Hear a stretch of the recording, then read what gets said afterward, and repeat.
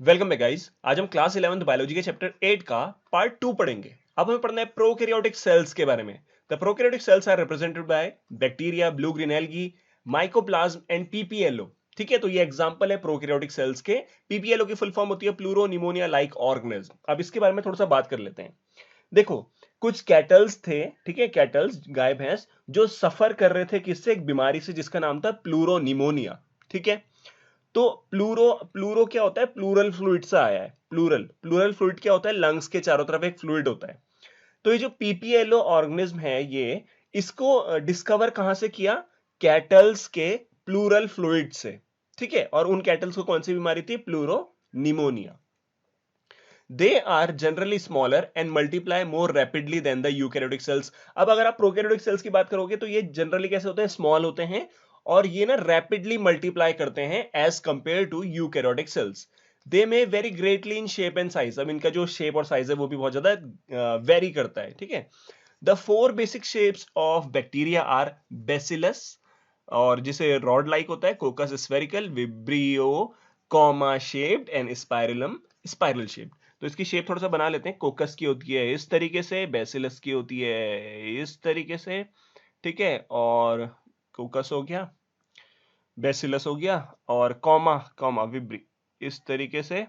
ठीक है, और हाँ, स्पाइरलम स्पाइरल स्पाइरल शेप होती है इस तरीके से। क्लियर? तो ये क्या हो गए, कुछ शेप्स होते हैं बैक्टीरिया के। The organization of the prokaryotic cell is fundamentally similar even though prokaryotes exhibit a wide variety of shape and function. अब देखो, जो प्रोकैरियोटिक सेल्स के ऑर्गेनाइजेशन होता है वो कैसा होता है, बहुत ज्यादा सिंपल होता है। आपको पता है प्रोकैरियोटिक सेल्स के अंदर membrane bound cell organelles absent होती है। प्रोकैरियोटिक सेल के न्यूक्लियस के चारों तरफ न्यूक्लियर मेम्ब्रेन भी नहीं मिलती है, तो उसकी ऑर्गेनाइजेशन सिंपल है। बट लेकिन जो प्रोकैरियोटिक सेल्स होते हैं ना, उनकी शेप्स बहुत ज्यादा वेरी करती है, फंक्शंस बहुत ज्यादा वेरी करते हैं। All prokaryotes have a cell wall surrounding the cell membrane except in mycoplasma.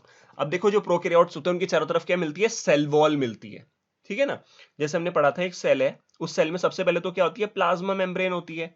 फिर प्लाज्मा मेम्ब्रेन के बाहर यहां पे क्या मिलती है, सेल वॉल मिलती है। तो सारे प्रोकैरियोट्स में आपको सेल वॉल मिलेगी, बस माइकोप्लाज्म में आपको सेल वॉल नहीं मिलती है। ये हमने पहले भी डिस्कस किया था। The fluid matrix filling the cell is the cytoplasm. ठीक है, यहां पे भी जो फ्लूइड मैट्रिक्स होता है सेल के अंदर उसे साइटोप्लाज्म बोलते हैं। There is no well defined nucleus. हाँ, यहां पे वेल डिफाइंड न्यूक्लियस नहीं होता है, ये भी हमने डिस्कस किया था पहले। मतलब इसके न्यूक्लियस के चारों तरफ न्यूक्लियर मेम्ब्रेन नहीं होती है। The genetic material is basically naked. अब देखो, जो जेनेटिक मटेरियल होता है यहाँ पे वो बेसिकली नेक्ड होता है। ठीक है, छुपा हुआ नहीं होता, क्योंकि न्यूक्लियस के चारों तरफ न्यूक्लियर मेम्ब्रेन ही नहीं है, इसलिए लिखा भी है not enveloped by a nuclear membrane. In addition to the genomic DNA, the single chromosome circular DNA, many bacteria have small circular DNA outside the genomic DNA. अब देखो, ये है बैक्टीरिया। इस बैक्टीरिया के अंदर यहाँ पे आपको एक तरफ तो मिलेगा क्रोमोसोमल डीएनए, जिसको जीनोमिक डीएनए भी बोलते हैं। ठीक है, इसको क्रोमोसोमल डीएनए क्यों बोलते हैं, क्योंकि ये डीएनए क्रोमोसोम के अंदर होता है, और जनरली डीएनए क्रोमोसोम के अंदर ही होता है। ठीक है, तो ये तो हो गया कौन सा, जीनोमिक डीएनए, और ये सर्कुलर डीएनए भी होता है। बट इसके अलावा बैक्टीरिया में एक और स्मॉल सर्कुलर डीएनए मिलता है। ठीक है, जिसको बोलते हैं प्लाज्मिड। ये जो डीएनए होता है प्लाज्मिड, इसको एक्स्ट्रा क्रोमोसोमल डीएनए भी बोलते हैं। क्यों? क्योंकि ये क्रोमोसोम के अंदर नहीं होता है, ये अलग से रहता है। ठीक है, समझ रहे हो ना बात को? तो इसलिए यहां पे एक्स्ट्रा क्रोमोसोमल डीएनए भी लिखा है। These smaller DNA are called plasmid. तो ये जो स्मॉलर डीएनए है इनको क्या बोलते हैं, प्लाज्मिड बोलते हैं। The plasmid DNA confers certain unique phenotypic characters to such bacteria. अब देखो क्या होता है, कभी कभी ये जो प्लाज्मिड होता है ना, ये बैक्टीरिया को कुछ यूनिक फिनोटाइपिक कैरेक्टर देता है। मतलब कुछ एक अलग सी चीज देता है, जैसे कि one such character is resistant to antibiotic. अब आपको पता है एंटीबायोटिक क्या होती है, जो कि बैक्टीरिया को किल करती है। बट लेकिन कभी कभी क्या होता है, कुछ बैक्टीरिया जो होते हैं ना, वो एंटीबायोटिक से मरते नहीं है, क्योंकि उन बैक्टीरिया के अंदर क्या होता है, एंटीबायोटिक रेजिस्टेंस। इसको समझते हैं। तो यहाँ पे बात हो रही है प्लाज्मिड की। तो ये जो प्लाज्मिड होते हैं ये क्या देते हैं, बैक्टीरिया को कुछ यूनिक फिनोटाइपिक कैरेक्टर देते हैं। उसमें एक एग्जांपल क्या है, एंटीबायोटिक रेजिस्टेंस। तो ये जो प्लाज्मिड होता है इनके ऊपर ना कुछ जीन्स होती हैं कभी कभी, और ये जीन्स कैसी होती है, एंटीबायोटिक रेजिस्टेंट जीन। ठीक है, अब इस जीन से फायदा क्या होता है, ठीक है, ये जीन कहाँ है? इस बैक्टीरिया के अंदर है, इस बैक्टीरिया में प्लाज्मिड में है ये जीन। अब अगर आप इस पे बैक्टीरिया एंटीबायोटिक को डालोगे, इस बैक्टीरिया पे एंटीबायोटिक को डालोगे तो क्या होगा? एंटीबायोटिक इस बैक्टीरिया को नहीं मार पाएगी, क्योंकि ये जो जीन्स है ना एंटीबायोटिक रेजिस्टेंट जीन, ये क्या कर रही है? एंटीबायोटिक के असर को खत्म कर दे रही है और एंटीबायोटिक बैक्टीरिया को नहीं मार पा रही है। तो this is called antibiotic resistance. In higher classes, you will learn that this plasmid DNA is used to monitor bacterial transformation with foreign DNA। अब ये वाला जो पॉइंट है ना, ये है बायोटेक्नोलॉजी का क्लास 12th का, तो इसके बारे में अगर आपको समझना है तो मैं आई बटन में वीडियो दे दूंगा। Nuclear membrane is found in eukaryotes. अब न्यूक्लियर मेम्ब्रेन यूकैरियोट्स में मिलती है, ये हमने कई बार पढ़ लिया। No organelle like the ones in eukaryotes are found in prokaryotic cells except for ribosome। तो देखो राइबोसोम तो आपको प्रोकैरियोट्स और यूकैरियोट्स दोनों में मिलेगा, बट लेकिन यूकैरियोट्स के अंदर जो मेम्ब्रेन बाउंड सेल ऑर्गेनल्स हैं वो आपको प्रोकैरियोट्स में नहीं मिलती है। Prokaryotes have something unique in the form of inclusions. अब देखो जो प्रोकैरियोट्स होते हैं ना उनके अंदर कुछ इंक्लूजन बॉडीज मिलती है, ये जनरली नॉन लिविंग होती है और इन इंक्लूजन बॉडीज का काम होता है कि ये न्यूट्रिशन को स्टोर करती है। स्टोर क्यों करती है? मान लो बैक्टीरिया के चारों तरफ न्यूट्रिशन की कमी हो जाएगी तो बैक्टीरिया फिर इन स्टोर्ड न्यूट्रिशंस का यूज करता है। ठीक है, इसमें एग्जांपल मैं बता देता हूं। एक होता है लिपिड इंक्लूजन, ठीक है, लिपिड इंक्लूजन, ये क्या करता है? लिपिड को स्टोर करता है। ठीक है, फिर एक आता है सल्फर इंक्लूजन, ये सल्फर को स्टोर करता है। फिर एक आता है गैस वैक्यूल, गैस वैक्यूल भी किसके अंदर आता है? इंक्लूजन्स के अंदर आता है। और ये गैस वैक्यूल किसे स्टोर करेगा? गैस को स्टोर करेगा। इससे होता क्या है कि जो बैक्टीरिया है ना उनको बॉयंसी मिलती है जब वो पानी में रहते हैं, तैरते रहते हैं इस गैस वैक्यूल की वजह से bacteria. A specialized differentiated form of cell membrane called mesosome is the characteristic of prokaryotes। अब बात करते हैं यहाँ पे मीजोजोम की। देखो ये क्या है? एक बैक्टीरिया है, ठीक है, मतलब प्रोकैरियोट है। तो इसमें क्या है? प्लाज्मा मेम्ब्रेन है ये, ठीक है, मान लो ये क्या है? Plasma membrane. अब ये प्लाज्मा मेम्ब्रेन कभी कभी क्या होती है? अंदर को फोल्ड हो जाती है, ठीक है, और एक स्ट्रक्चर बनाती है जिसे बोलते हैं मीजोजोम। तो मीजोजोम इस तरीके से स्ट्रक्चर्स होते हैं कुछ ऐसे ऐसे, ठीक है। तो ये क्या हो गए? मीजोजोम्स। और ये सिर्फ आपको किस में मिलते हैं? प्रोकैरियोट्स में। They are essentially infolding of cell membrane. तो सेल मेम्ब्रेन के इनफोल्डिंग से ये बनते हैं मीजोजोम्स। अब बात करते हैं cell envelope and its modification की। सेल एनवेलप मतलब बाहर से जो कवरिंग होती है किसी भी सेल की, उसे बोलते हैं सेल एनवेलप, और उसकी मॉडिफिकेशंस के बारे में यहां पे हम पढ़ेंगे।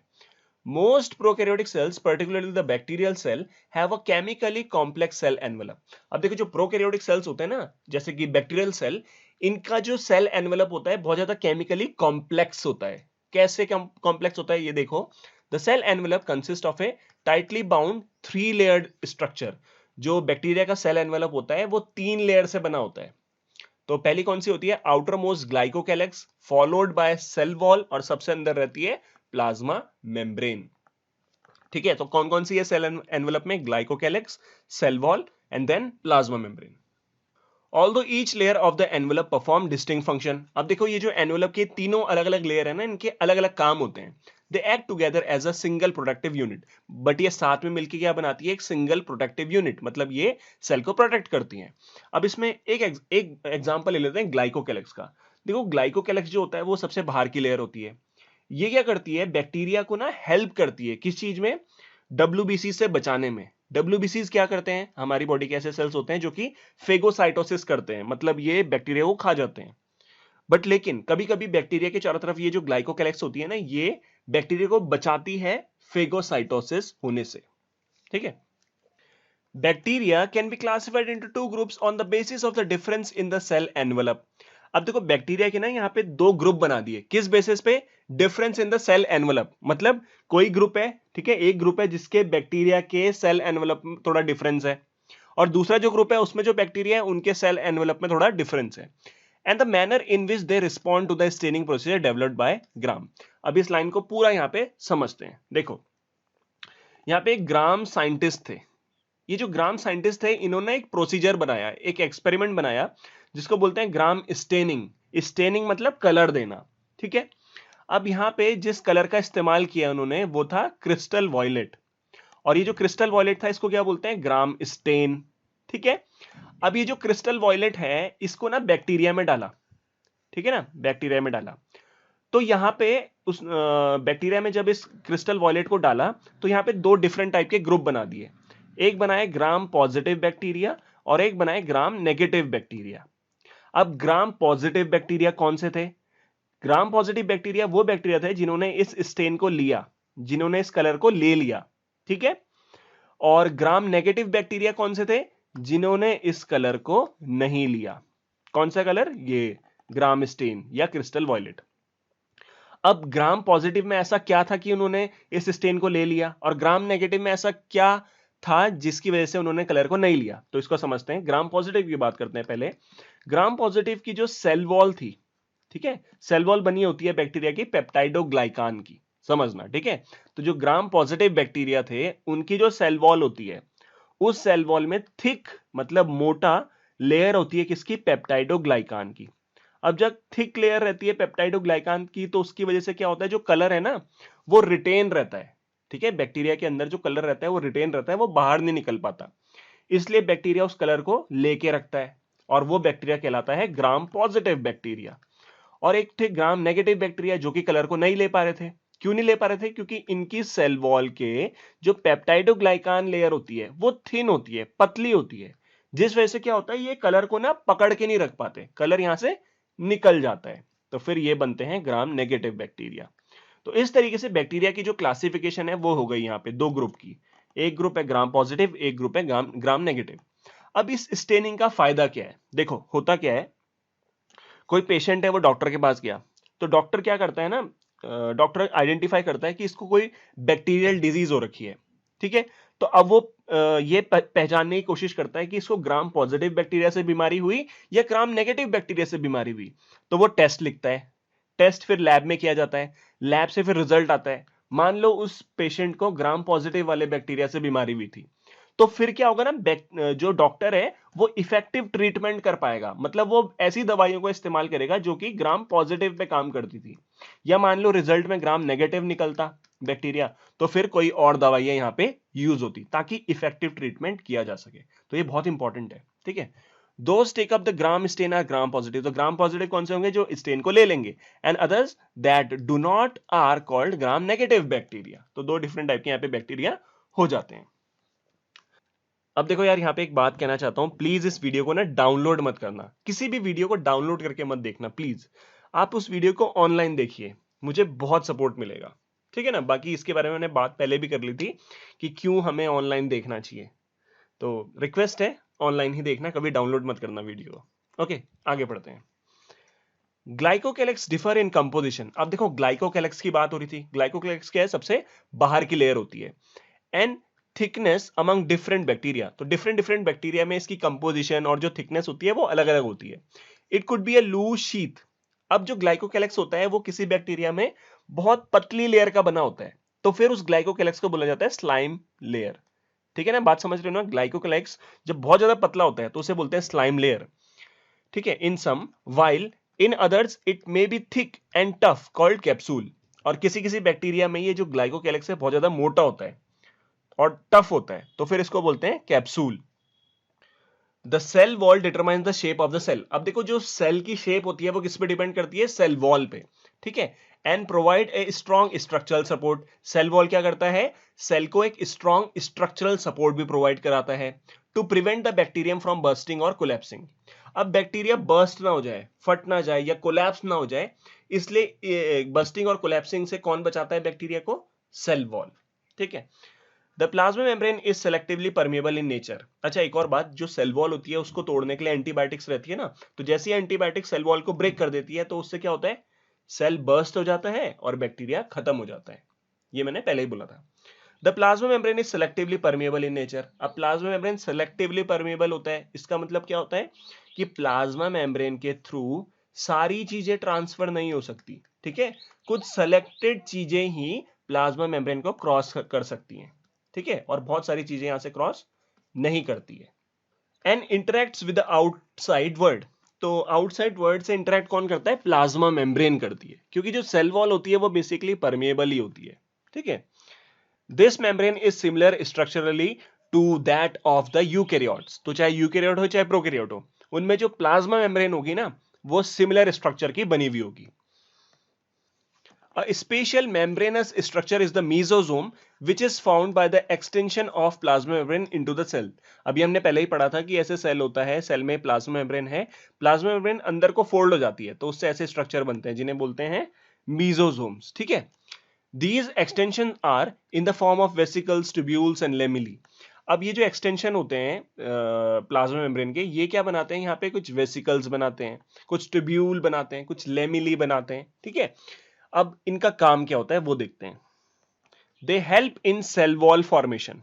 ठीक है, ये क्या करते हैं? सेल वॉल फॉर्मेशन में हेल्प करते हैं, डीएनए रिप्लिकेशन में हेल्प करते हैं, मतलब डीएनए की कॉपी बनाने में हेल्प करते हैं, and distribution to daughter cells. Daughter cell मतलब देखो, यहाँ पे एक सेल है, यहां से डिवाइड हो गए, तो ये 2 सेल बन गए, नए सेल। ठीक है, इन्हें बोलते हैं डॉटर सेल।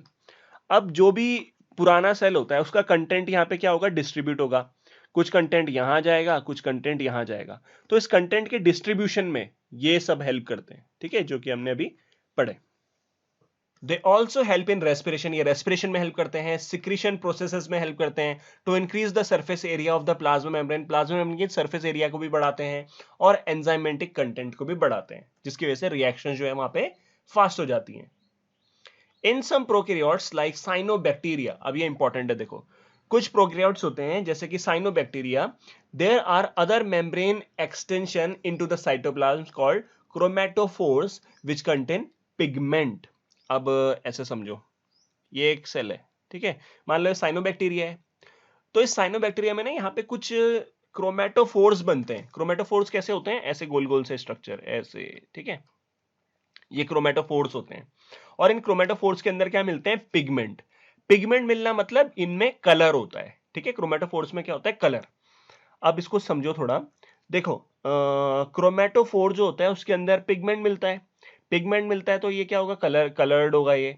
और ये क्या करता है? ये क्रोमैटोफोर फोटोसिंथेसिस में हेल्प करता है, मतलब ये फोटोसिंथेसिस में इन्वॉल्व होता है। बैक्टीरियल सेल में भी मोटाइल और नॉन मोटाइल। अब जो बैक्टीरियल सेल होते हैं वो मोटाइल भी होते हैं, मतलब वो मूव भी करते रहते हैं, और नॉन मोटाइल भी होते हैं। नॉन मोटाइल मतलब जो मूव नहीं करते। If motile, they have thin filamentous extension from their cell wall called flagella. ये होता है बैक्टीरियल सेल, और अगर ये मोटाइल होता है तो इसमें ना ऐसे स्ट्रक्चर मिलते हैं जिन्हें क्या बोलते हैं? फ्लैजेला। ठीक है, bacteria show a range in the number and arrangement of the flagella. अब बैक्टीरिया में ना आपको, मतलब अलग अलग बैक्टीरिया में आपको जो फ्लैजिला का नंबर है वो अलग अलग मिलेगा, अरेंजमेंट जो है फ्लैजिला का वो अलग अलग मिलेगा। देखो जैसे यहाँ पे क्या लिखा है, bacterial flagellum is composed of 3 parts. अगर बैक्टीरिया की आप फ्लैजिला की बात करोगे ना तो उसमें 3 पार्ट होते हैं, filament, hook and basal body. ठीक है, इसका स्ट्रक्चर मैं यहाँ पे बना देता हूं। तो देखो ये है स्ट्रक्चर एक फ्लैजिला का, ठीक है, बैक्टीरियल फ्लैजिला का। तो इसमें यहां से लेके यहां तक तो क्या हो गई? ये बेसल बॉडी, फिर इसके बाद ये छोटा सा क्या हो गया? हुक, और इसके बाद ये लंबा सा क्या हो गया? फिलामेंट। ओके, अब देखो ये जो है ना, ये सेल सरफेस हो गया, ठीक है, सेल वॉल हो गई। तो यहां से क्या होता है? जो फ्लैजिला है उसका ओरिजिन होता है। The filament is the longest portion, filament longest portion है, and extend from the cell surface to the outside. और ये सेल सरफेस से होते हुए कहां जाता है? सीधे आउटसाइड जाता है, मतलब बाहर को जा रहा है ये। ठीक है, बिसाइड्स फ्लैजिला, अब देखो बैक्टीरिया में फ्लैजिला के अलावा क्या मिलता है? Pili and fimbriae are also surface structure of the bacteria but do not play a role in motility. मतलब जो फ्लैजिला है वो तो बैक्टीरिया के मूवमेंट में हेल्प करता है, बट ये जो पिली और फिम्ब्री है ना, ये बैक्टीरिया के मूवमेंट में हेल्प नहीं करते हैं। The pili are elongated tubular structure made of a special protein. तो जो पिली है वो कैसा है? इलोंगेटेड ट्यूब की तरह स्ट्रक्चर है, जो कि एक स्पेशल प्रोटीन से बना होता है जिसका नाम है पिलिन। ठीक है, प्रोटीन का नाम क्या है? पिलिन। अब हाँ, the fimbriae are small bristle like मतलब जैसे वो होता है ना, अरे टूथब्रश होता है ना, टूथब्रश में जो ब्रिसल रहते हैं तो उसकी तरह होता है।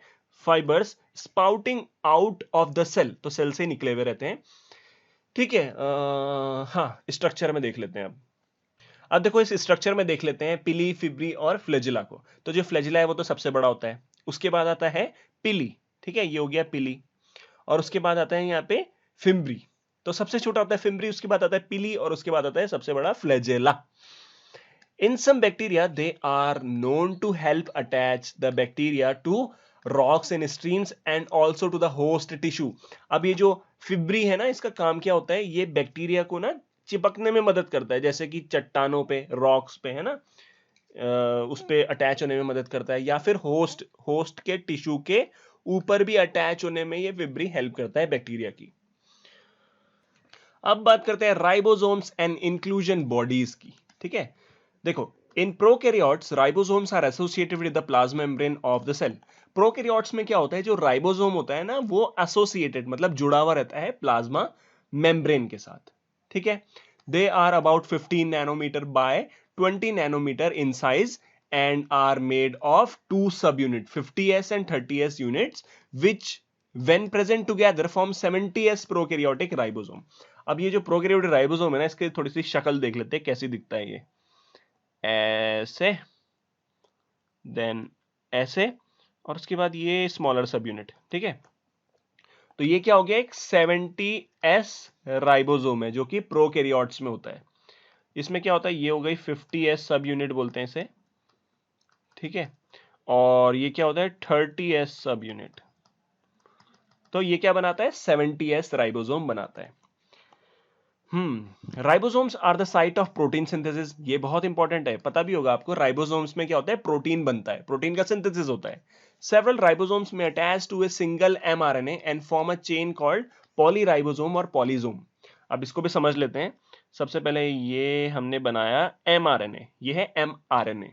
ठीक है, उसके बाद यहां पे बनाया हमने क्या, राइबोसोम। ठीक है, ये राइबोसोम है कई सारे। तो लाइन में देखो क्या लिखा है, पॉलीराइबोसोम या पॉलीजोम क्या होता है, चेन होती है जो किसकी बनी होती है, एक सिंगल mRNA के साथ जब बहुत सारे राइबोसोम जुड़ जाते हैं तो ये स्ट्रक्चर बनता है जिसे बोलते हैं पॉलीजोम या पॉलीराइबोसोम। ठीक है देखो, एक्चुअली में होता क्या है कि ये सेल रहता है, सेल में ये न्यूक्लियस होता है, न्यूक्लियस के अंदर डीएनए होता है। अब डीएनए डायरेक्टली प्रोटीन नहीं बना सकता, तो डीएनए क्या बनाता है, एमआरएनए बनाता है। ठीक है, डीएनए क्या बनाता है, एमआरएनए। तो ये तो जो मैं अंदर को ऐसे डार्क कर रहा हूं, ये एमआरएनए है। फिर ये एमआरएनए यहां से निकलता है और ये राइबोसोम है, इस राइबोसोम से जाके ऐसे जुड़ जाता है। ठीक है, तो फिर ऐसे स्ट्रक्चर बनता है और फिर यहां पे प्रोटीन का सिंथेसिस होता है। समझ गए, the ribosome of A polysome translate the mRNA into protein. अब ये जो राइबोसोम रहता है, ये क्या करता है, एमआरएनए से बना देता है प्रोटीन।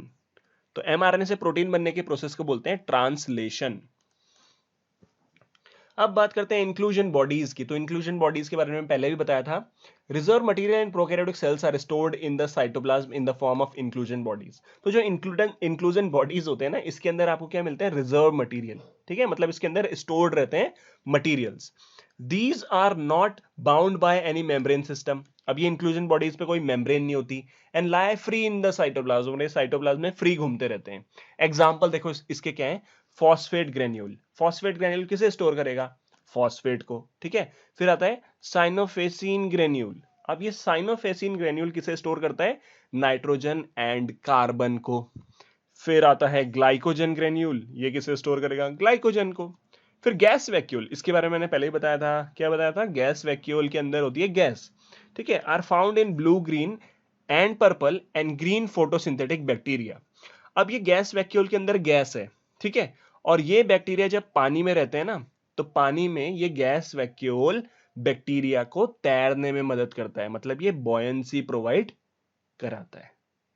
ठीक है, चलो, तो ये वाला भी अपना वीडियो खत्म हो चुका है। तो कल मिलते हैं आपको इसी टाइम पे। Bye bye.